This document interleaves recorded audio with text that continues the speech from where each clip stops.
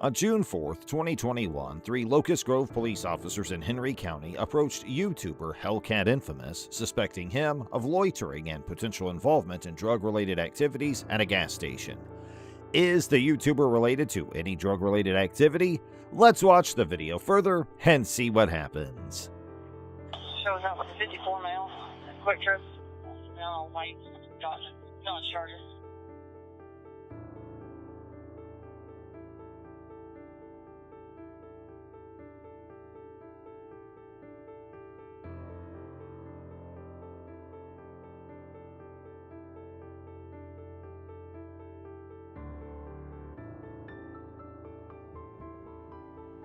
Deputy Nicole Colleen Pitts led her colleagues to approach and interrogate the YouTuber about his activities.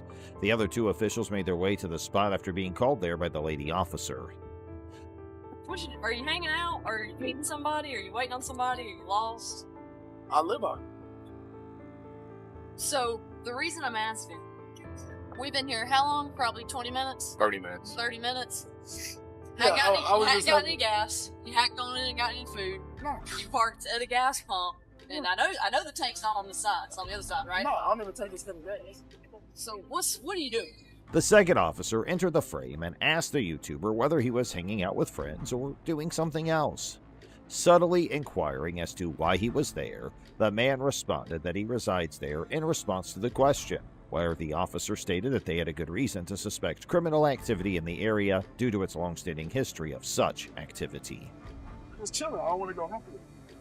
I can't sit in the parking lot. Because I live out here. Where you you have some ID? Who's your ID? Where's the bar? Some people, what's the problem? Acting all confused, the cop asked the guy again, what exactly is he doing at the gas station?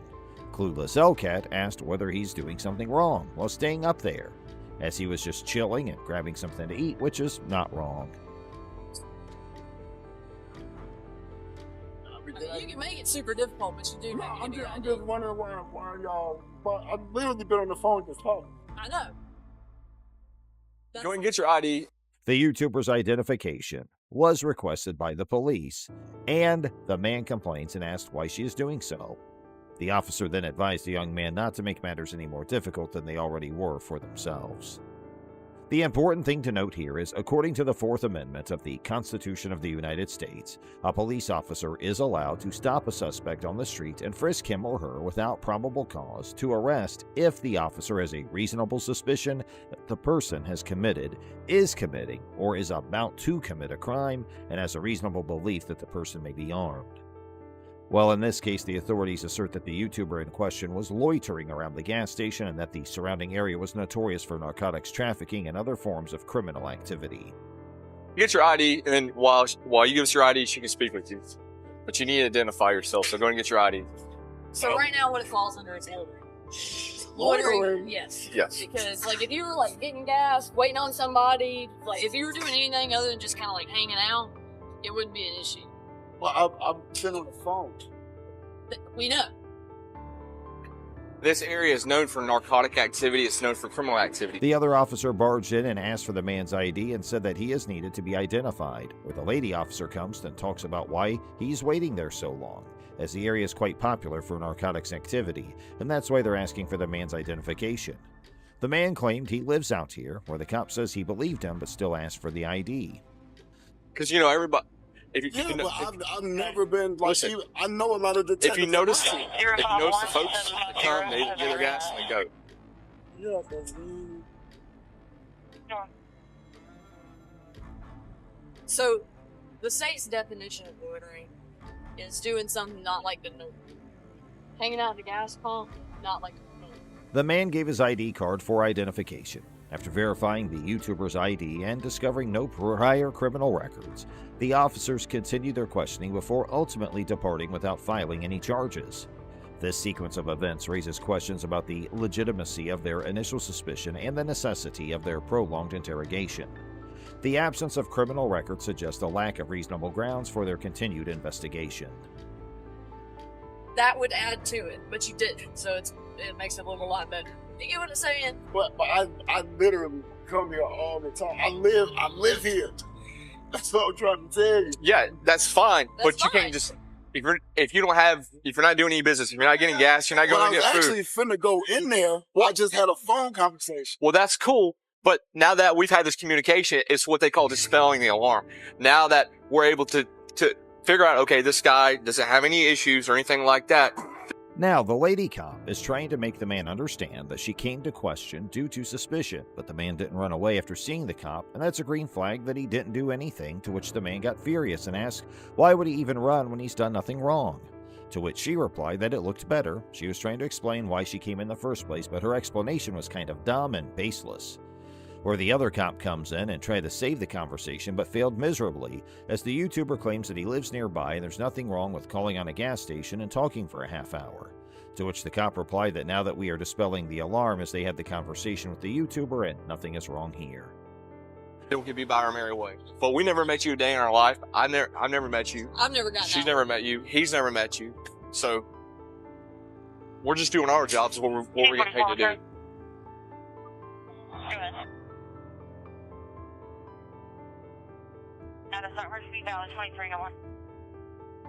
The cops have stated they're merely performing the duties for which they are paid, and the lady cop was talking on her walkie-talkie.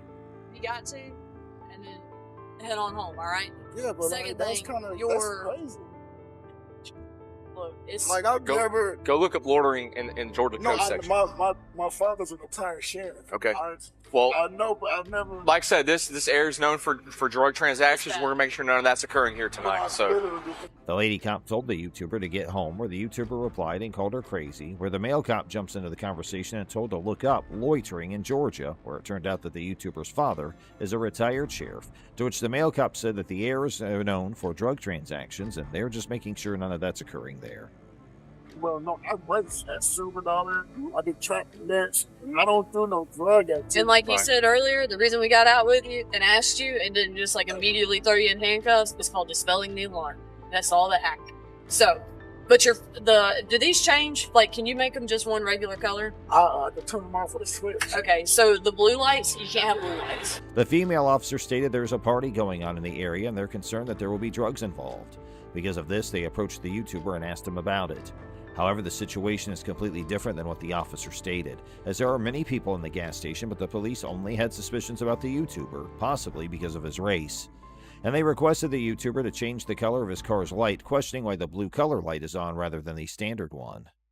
then you definitely should. Then you should definitely understand our job. Then you should understand. If you say all these things, and if you're in the profession, you would understand why we're doing our that's job. why I had no problem. Right. And But we that's definitely still kinda appreciate random. the cooperation. No, it's not random. We sat there for a while. The YouTuber tried to explain his point of view, stating that his father's a retired sheriff and he won't do things like that, to which the cop tried to explain himself, stating that the YouTuber should understand where the police are coming from. And then the cop stated they appreciate the cooperation.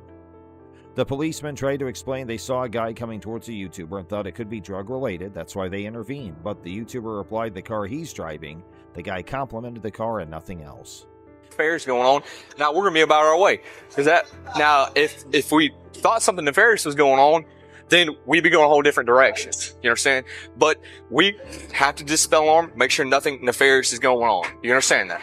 The officers state that they'll be on their way after conversing with the YouTuber. They explained that if they had suspected any suspicious or illegal activities, their approach would have been different. However, their intention was to dispel any concerns and ensure that no nefarious actions were taking place. They encouraged the YouTuber to familiarize themselves with the relevant code section, specifically mentioning loitering, spelled it out, and recommended looking it up for further information. Look it up. Deputy Nicole Pitts, who was one of the cops that was involved in the event, was made to face the consequences of her actions by having her employment with the Locust Grove Police Department terminated. The particular factors that led to her being fired are being kept a secret for time being. During the course of a phone call, Chief of Police Derek Austin verified the accuracy of this information. On July 20th, 2022, an auditor from the Clear Lake Community Watch, who will be referred to as Mr. Clear Lake, was driving past Deputy C. Vega of the Harris County Sheriff's Office as the deputy was conducting a traffic stop in Seabrook, Texas. Mr. Clear Lake rolled down his window and yelled an anti-police sentiment, including profanity at Deputy Vega as he drove by. In response to this incident, Deputy Vega abandoned the ongoing traffic stop, got back onto his vehicle, made a U-turn, and began to follow Mr. Clearlake. Mr. Clearlake, acting responsibly, properly signaled and made a right turn, prompting Deputy Vega to activate his lights in an attempt to pull him over.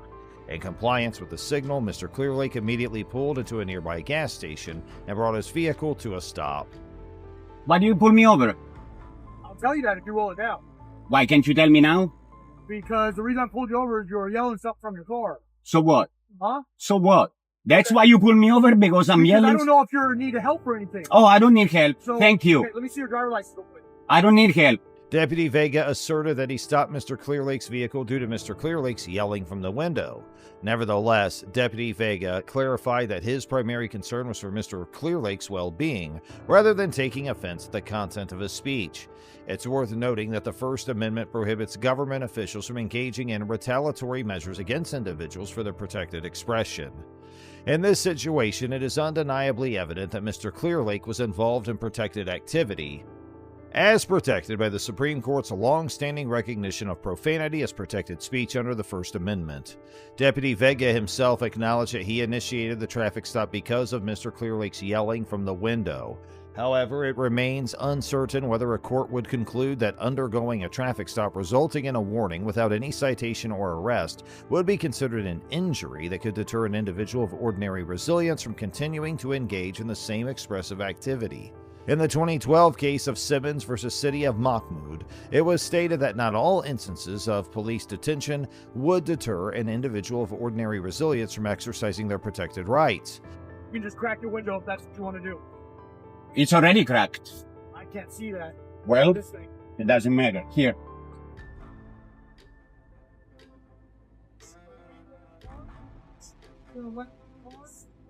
I don't wish to answer questions. You have to let me know if there's a weapon in the car. Do you not take the class? I did. Did they tell you have to tell them? When you demand identification, I have to display this. That's what they told me in the class. That's what the law says. The officer wants to take the And weapon. actually, if I don't display, there's really not much you can do because there is no penalty attached to that. I have to carry this if I'm carrying this. Are you carrying? I don't answer questions. Okay, so if you have a weapon in the car, then what? Consequently, there exists the possibility that a court might find Mr. Clearlake unable to pursue a First Amendment retaliation claim, despite Deputy Vega's evident retaliatory intent when initiating the traffic stop. However, the likelihood is much higher that Mr. Clearlake could succeed in a claim asserting Deputy Vega's violation of his Fourth Amendment rights by initiating the traffic stop without reasonable suspicion or probable cause. Mr. Clearlake, who had a holstered firearm on his right hip, presented both his driver's license and his license to carry as requested by Deputy Vega. However, when asked by Deputy Vega about the presence of a handgun in the car, Mr. Clearlake declined to answer. As per Section 46.02 of the Texas Penal Code, it is considered an offense if a person intentionally, knowingly, or recklessly carries a handgun in a motor vehicle in plain view, except if the person is 21 years of age or older or possesses a valid handgun carry license and the handgun is properly holstered. What is your name? Your name? Sheriff, that's your name? Sheriff? Right above it, right there. You see it? I'm not familiar with the English alphabet, sir. Be on the ticket. Okay, can I have an incident number, please? Oh, a ticket, okay. When Deputy Vega asked for identification, Mr. Clearlake adhered to the statute's requirements, and it was not necessary for him to respond to any further inquiries from Deputy Vega concerning the potential presence of a handgun in the vehicle. Policy 302 of the Harris County Sheriff's Department Handbook establishes guidelines for what is considered professional conduct among deputies and other HCSO employees. This policy imposes an obligation on them to provide official identification when required. Upon Deputy Vega's notification that the traffic stop had concluded, he directed Mr. Clearlake to remain inside his vehicle. Although Mr. Clearlake opened the door, he showed no signs of attempting to exit. As a response to this action, Deputy Vega drew his weapon. Did I exit the vehicle? I'm Did giving you I a exit heads the up. vehicle? Give you a heads up. Did I exit the vehicle? Hey, can I? You do have a dash cam, right? Very good. You can't just pull me over because I said the police. I hope you realize that, stupid. I'm sorry? Do you have insurance on the vehicle? Yeah. Can you show it to me, please? It doesn't come back. Of course it comes back. Not on my system, it doesn't. Also, it's not typical behavior. According to the policy, deputies can ready their weapons when approaching potentially dangerous situations, but displaying or pointing firearms in a threatening manner is only permitted when objectively reasonable. Deputy Vega's actions removing the firearm when Mr. Clearlake opened the vehicle door might be justified due to potential concerns. Did you read my address on the driver It license? didn't have an address. Didn't have an apartment number on your driver's Of course it does. Let me see. Can you verify?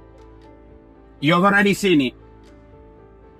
I've already complied with that part. I know. Okay, I'll be right back. Yeah, I say that I've never met anybody quite like you that would yell at an officer doing their job, but So, you have a great let day. me There's no understand. warnings, no fines, no penalties. May I ask you a question? This question's on there. There's the address. Yeah, There's no, I the- have a there's question. an incident Can you number get your on the thing right supervisor there. here, please? No, Is the stop over? the stop is over. You may leave. All right. We don't exit until I get out. Well, I leave. Well, you said the stop is over, right? There is no indication that Mr. Clearlake had received any materials from the public records request. Additionally, he has expressed his intention to file a complaint and a lawsuit. For what?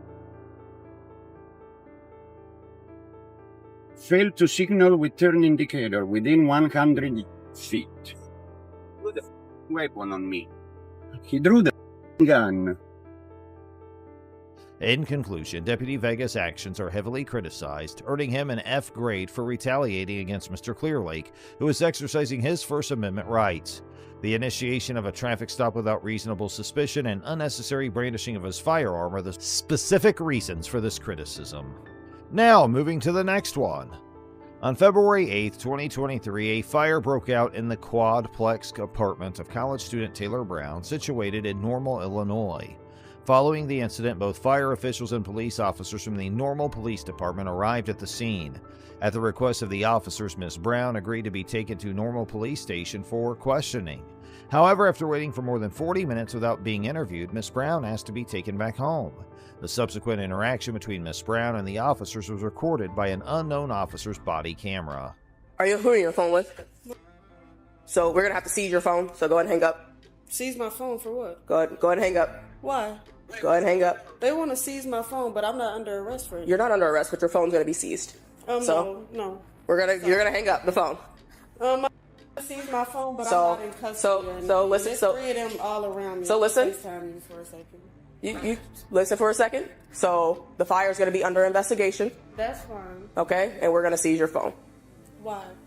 because the fire's under investigation. I need to know what my. So you can hand me the phone, or I can take the phone. But I need to know what my phone's being. They're not telling me a reason why my phone. I just did. But you said it's under investigation, which I. So listen to me. The fire. That's her phone. So the fire is going to be under investigation, and your phone's going to be seized. The officers informed Ms. Brown that her phone was being seized due to the ongoing investigation of the fire in her apartment. Typically, in compliance with the Fourth Amendment's protection against unreasonable seizures, the government is required to obtain a warrant based on probable cause before legally seizing an individual's personal property, including their cell phone. In this particular situation, it remains unclear what evidence the officers had, if any, to suggest that Ms. Brown's phone contained pertinent information regarding the fire. However, according to a lawsuit filed by Ms. Brown regarding this incident, the officers attempted to secure a search warrant for her phone after its seizure, but the warrant was not approved by the state's attorney. Hang up the phone and they're gonna take the phone because at this point I'm being threatened. It's not a threat. I've asked you several times, and you're just going to go back and forth with me. A reason as to why my So, phone is being taken. so the fire is going to be under investigation by the fire That's not a department. reason, So though. stop. Don't What does interrupt that me. have to do with my device? So don't interrupt me. The fire is going to be under investigation. Don't ever tell me not to interrupt you and I've been this calm. So the phone's going to be seized. So in a second, I'm going to take That's it. what I'm asking you. I'm So if asking you- you a reason. so I'm if- not being rebuttal. I'm asking you a reason. So if you would like to talk to the detective, you can. Do you wish to talk to him? Yeah, but... Do you want to give an interview? No, I wanted to ask him why my phone's being seized. Because she said she could take me home, but without my phone. That doesn't make sense. After law enforcement officers have lawfully obtained a cell phone, the concern of the arrestee potentially deleting incriminating data from the phone is eliminated. However, it is crucial to note that even under these circumstances, the officers are still not permitted to search the contents of the phone without obtaining a warrant, unless a court has explicitly authorized such a search. The officers made an effort to seize Miss Brown's phone, and when she resisted by pulling away, they responded by forcing her to the ground in an attempt to take the phone from her possession.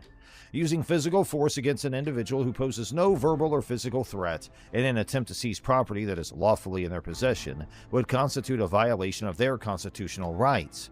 However, if the individual is found to be resisting, officers may be allowed to use reasonable force based on specific circumstances. At the time of the officer's attempt to seize Miss Brown's phone, she was not under arrest, so any potential charges would likely fall under the obstruction subsection. Miss, are you going to talk to the detective? As a matter of fact, are you recording this? Are you going to talk to the detective and provide an interview? Yes or no? Is that with or without the phone? Without the phone. The phone's being seized. Are you talking to the detective or no? Is the phone being I don't know. That's not my question. I need an answer to that before I So the question is, are you going to provide an interview? No. No? Okay. Go ahead and hand me the phone. I have to know if my phone is Nope. being seized. Go ahead and hand me the phone.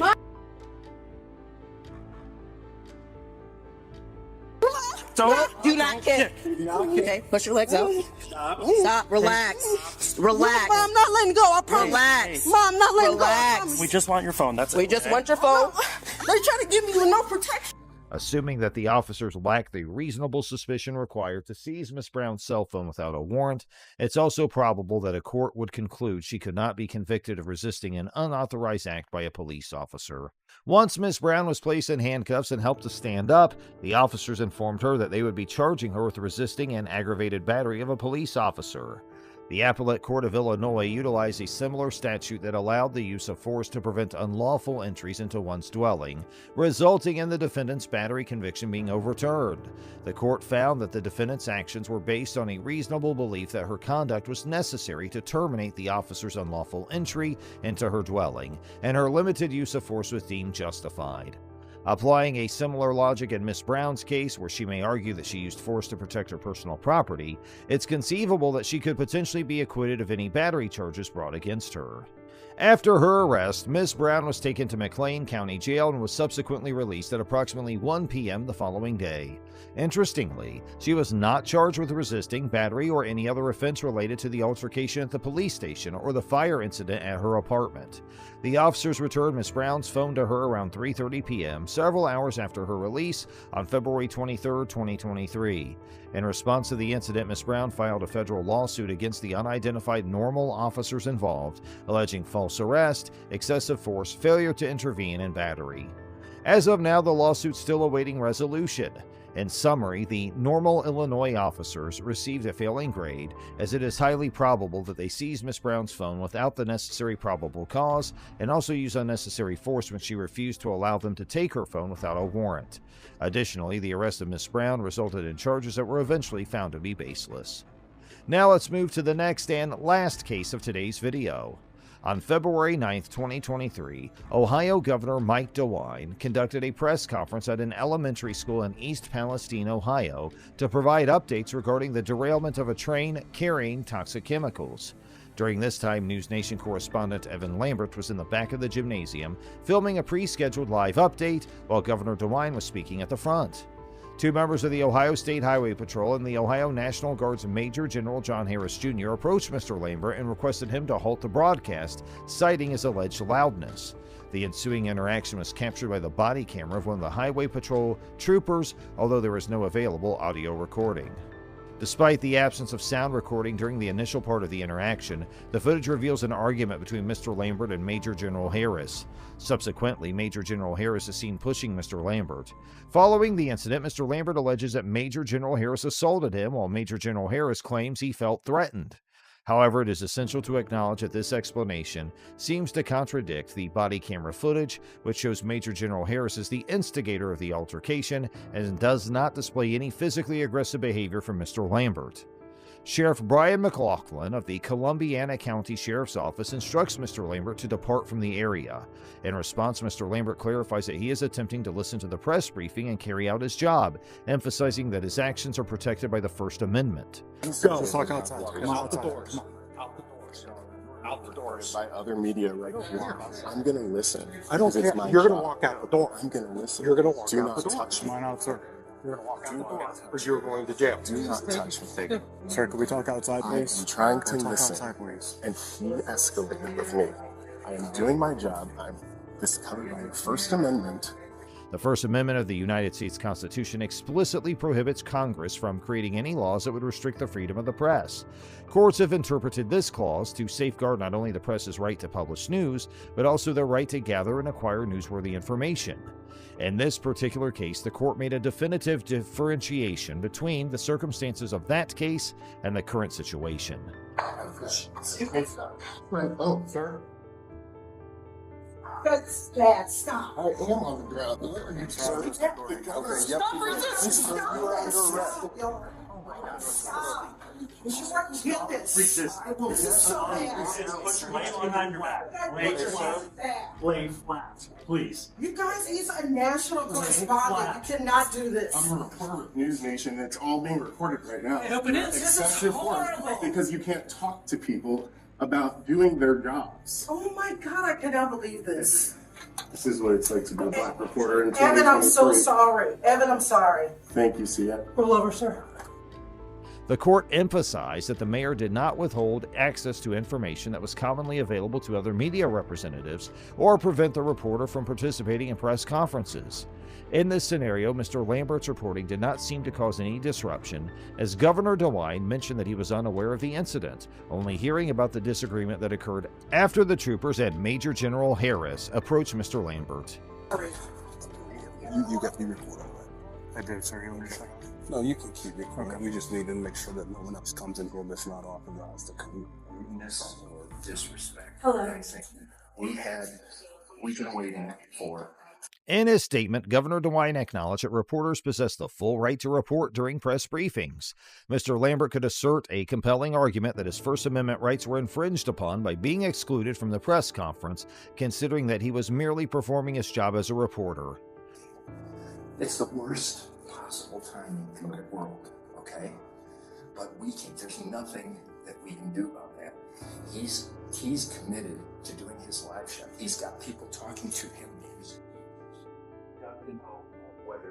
Upon Mr. Lambert's refusal to leave the press conference, East Palestine Detective Daniel Howder and Columbiana County Chief Deputy Jennifer Tucker notify him of his arrest. Subsequently, when he appears to make a slight attempt to move away from the officers, they take action and force him to the ground before handcuffing him. Comes over and says, I don't want you here. okay. He still refused. I didn't So witness now it. he's arrested. I didn't witness anything. That's his own fault. He's arrested. All he had to do was type up. I didn't. And he just kept on all arguing. I'm telling you is from the television standpoint. Later in the episode, the matter of whether the officers possess sufficient probable cause to arrest Mr. Lambert will be addressed. If a court were to determine that the arrest was legally justified, there exists the possibility that Mr. Lambert could face a conviction for resisting arrest, even if he were to be acquitted of the trespassing charge. Despite the charges against Mr. Lambert being dropped, no information has been provided regarding any disciplinary measures against the involved officers, including Major General Harris. It remains unclear whether Mr. Lambert or News Nation intends to pursue legal action against any of the parties involved. On the whole, the numerous officers involved receive criticism, as they are likely to have infringed upon Mr. Lambert's First Amendment rights by unjustly excluding him from a public press conference, arresting him for refusing to relinquish those rights, and employing unnecessary force during his arrest and initial disagreement with Major General Harris.